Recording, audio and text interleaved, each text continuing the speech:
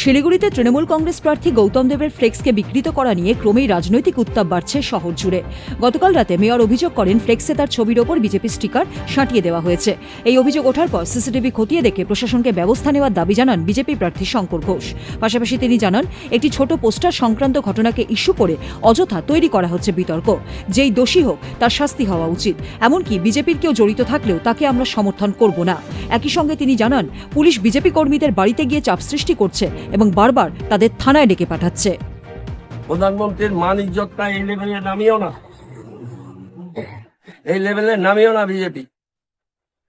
আমি জানি না তাদের কারা কোন জায়গায় আছে, এবং আমরা মানুষের হৃদয়ে আছি। যত আমার পোস্টার আর ফ্ল্যাগ ছেড়ো বিজেপি, মনে রেখো মানুষের হৃদয় থেকে গৌতম দেবকে মুছে দেওয়া যাবে না।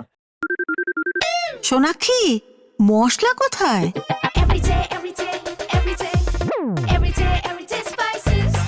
এভরিডে মশলা, দেশের স্বাদ। নমস্কার, আমি অনন্ত দেব অধিকারী, জলপাইগুড়ি সদর বিধানসভা কেন্দ্রের ভারতীয় জনতা পার্টির মনোনীত প্রার্থী।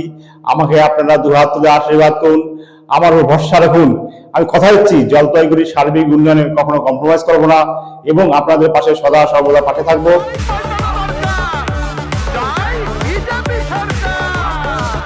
শিলিগুড়ির মানুষ আমার, আমি শিলিগুড়ির মানুষের। সেটা 23 তারিখে ময়দানে রাখা হবে আর 4 তারিখে রেজাল্ট। এখন একটা পোস্টারের মতন ছোট ঘটনা নিয়ে, যেটা উনি সরাসরি সিপি সাহেবকে, ডিএম সাহেবকে, পুলিশ অবজারভারকে বলতেই পারতেন যে ফুটেজ দেখে এদেরকে চিহ্নিত করা হোক, যেই হোক না কেন অপরাধী তাদের শাস্তি হোক।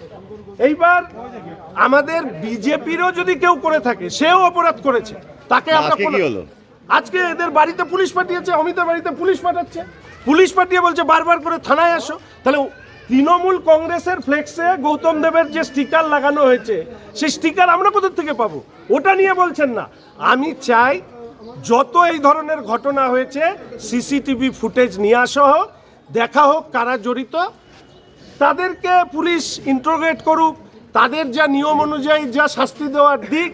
এতে যদি বিজেপির কেউ থাকে, অন্তত শঙ্কর হিসাবে আমি কোনোদিন তার পাশে দাঁড়াবো না। এই ধরনের রুচিহীন কাজকে আমি সমর্থন করি না। শিলিগুড়ি থেকে তনুপ্রিয়া পালের রিপোর্ট, উত্তরবঙ্গ সংবাদ।